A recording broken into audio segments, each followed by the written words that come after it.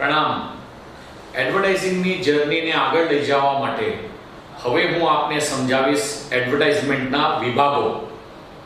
જેમ કે એડવર્ટાઇઝિંગના બે મેઇન પેરામીટર છે, ATL એટલે અબાવ ધ લાઇન અને BTL એટલે બિલો ધ લાઇન. ATL આપણે પહેલા સમજશું. સિમ્પલ ભાષામાં એમ કહી શકીએ, ઉપરથી જે એડવર્ટાઇઝમેન્ટ દરેક પબ્લિકને આપણા બારામાં દેખાય એને ATL કહેવાય. જેમ કે હોર્ડિંગ લાગ્યા છે, પેપર એડમાં આવ્યું છે, ટીવીમાં આવ્યું છે, લીફલેટ વાટ્યા છે, કોઈ મોટો સ્ટેજ શો કર્યો છે સ્પોન્સરશિપનો, ઘણી બધી મેગઝીનમાં આપ્યું છે. ઉપર જે બી જનરલ પબ્લિકમાં ડિઝાઇનો એડવર્ટાઇઝિંગ દેખાતા હોય એને ATL કહેવાય છે. ATL કરવાનો પર્પસ એ છે કે આપણે ઘણા બધા માસ કસ્ટમરને આપણા શોરૂમમાં અગર બોલાવવા માંગતા હોય, આપણા ટાર્ગેટ સેગમેન્ટને અગર આપણા શોરૂમમાં બોલાવવા માંગતા હોય અને સ્પીડ ફેક્ટર રાખવા માંગતા હોય તો ATL એડવર્ટાઇઝમેન્ટ કરવી જરૂરી છે. ATL એડવર્ટાઇઝમેન્ટ મેટ્રો સિટીઝમાં ખૂબ એક્સપેન્સિવ હોઈ શકે એમ છે, તો એની જગ્યાએ BTL બિલો ધ લાઇન કરવાનું બી એક સોલ્યુશન હોઈ શકે છે.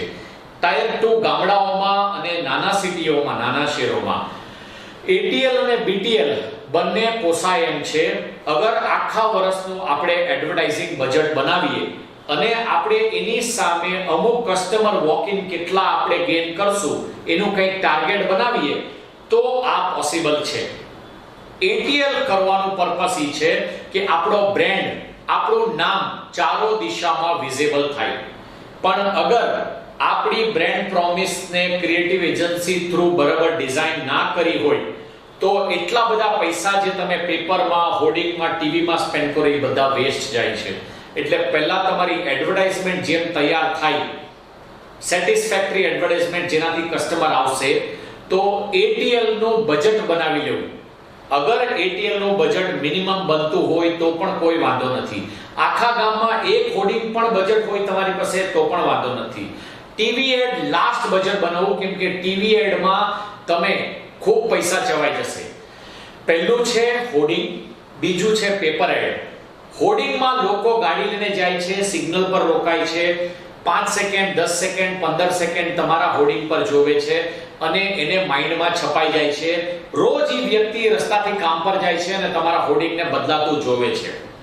ન્યૂઝપેપર એડ, પોતે ચાય પર બેઠા છે પોતાની ફેમિલી સાથે અને બધો મસાલો વાંચે છે તમારો જે પણ તમે લખ્યું છે.